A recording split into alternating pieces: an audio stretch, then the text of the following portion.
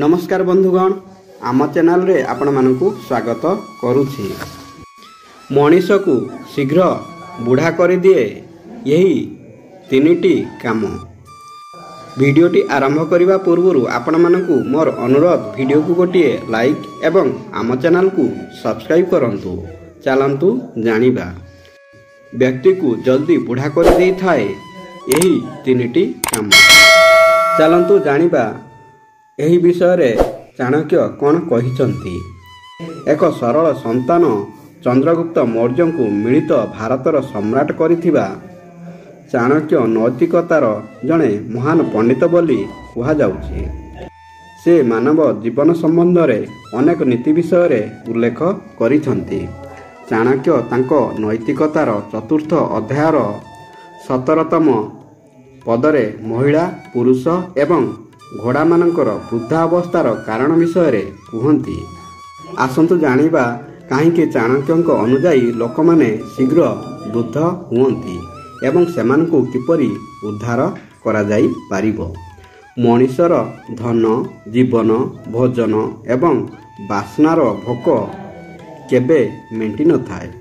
दुख समय रे केही कहार हुअंती नाही। सेथिपाई खराब समय पाई टंका संचय करी रखंतु, जहा खराब अवस्था रे कामरे आसीबो। केबे सीधा लोक हुअंतु नाही, कारण आपणक फायदा उठेइबा पाई समस्ते प्रस्तुत रुहंती। जेपरी जंगल रे प्रथमे सीधा गछ को प्रथमे कटा जाई थाए, सेही भली आपणक फायदा लोक उठांती। सर्वदा भगवानक उपरे विश्वास रखंतु, कारण भगवानक कृपा दृष्टि पड़िबा मात्रे पत्थर मध्य सुना हो जाई थाए। धनरत्न को केबे मूल्यवान भावंतु नहीं, कारण शस्य, पानी एवं ज्ञान केवल मूल्यवान होइथाए।